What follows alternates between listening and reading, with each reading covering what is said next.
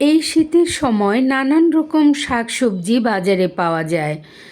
সব ধরনের শাক, যেমন গরমকালে যে সমস্ত শাকগুলো না থাকে, শীতকালে এসব ভ্যারাইটির শাক পাওয়া যায়। হ্যালো এভরিওয়ান, আসসালামু আলাইকুম। Welcome back to রাইনাস yummy food and blog.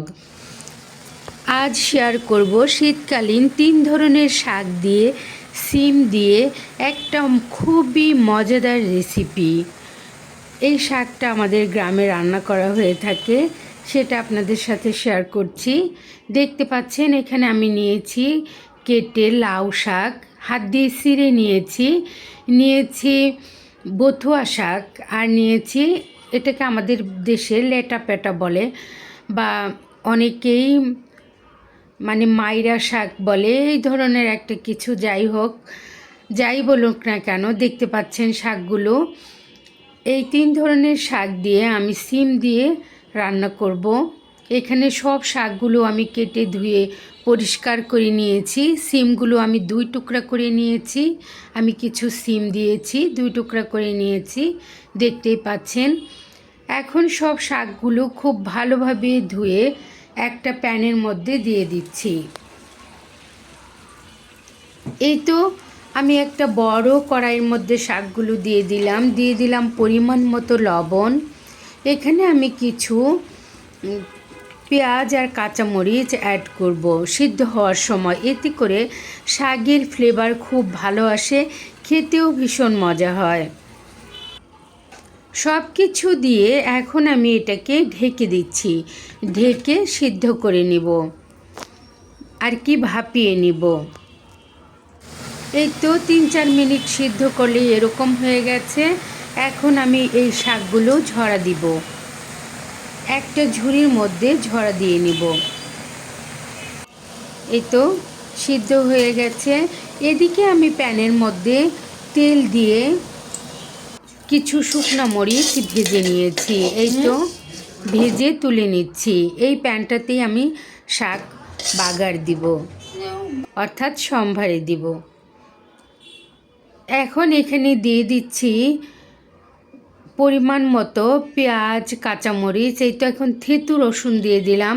এটা কিন্তু কাটা রসুন নয়, থেতু করা রসুন।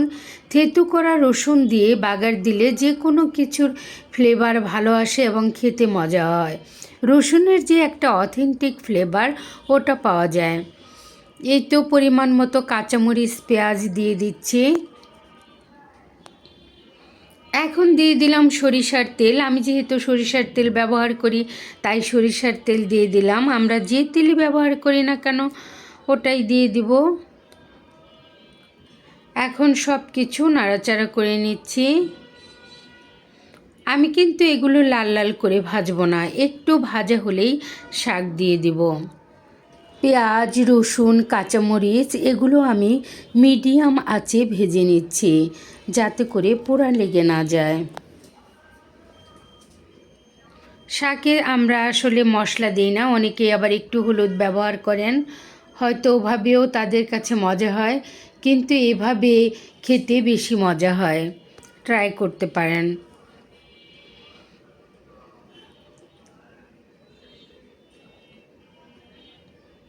এই তো প্রায় ভাজা হয়ে গেছে। এখন এখানে আমি শাক দিয়ে দিব।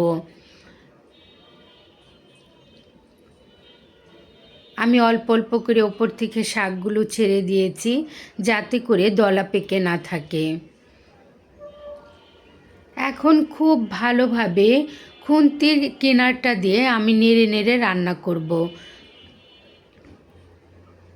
আগের দিনে দেখা যেত আমাদের নানি দাদিরা বাঁশের যে আমাদের দেশে নাকড় বলে, কাঠিগুলি আছে, ওগুলো দিয়ে শাক রান্না করতেন।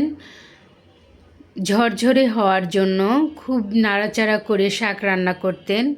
শাক নাকি নাড়াতেই মজা। আমিও খুব ভালোভাবে নেড়েচেড়ে রান্না করে নিচ্ছি।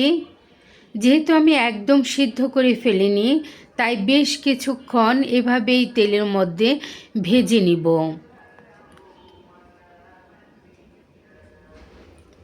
এই শাকটা কিন্তু খেতে খুবই মজা হয়। আমার এই রেসিপিটা ফলো করতে পারেন।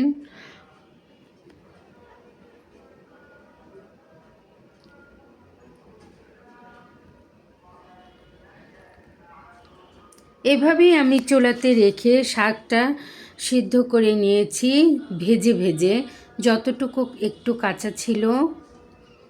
আর খুব ভালোভাবে নেড়েচেড়ে রান্না করেছি। শিমগুলো আমি একটু ভেঙে ভেঙে দিচ্ছি, এতে করে খেতে খুব মজা হয়।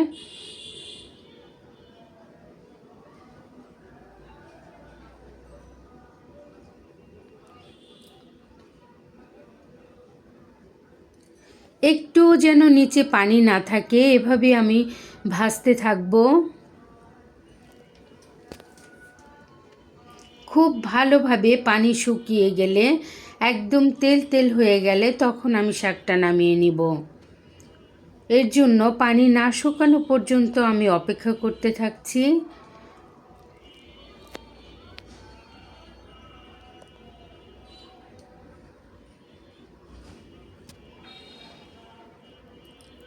আমার শাক রান্না কিন্তু হয়ে গেছে। এখন আমি এগুলোকে সার্ভ করছি একটা প্লেটের মধ্যে। আমি শুকনো মরিচ ভেজে নিয়েছিলাম। এই শাকগুলো কিন্তু খুবই মজা হয়েছিল। অবশ্যই ট্রাই করবেন। আমার পাশে থাকার জন্য সবাইকে অসংখ্য ধন্যবাদ। আসসালামু আলাইকুম।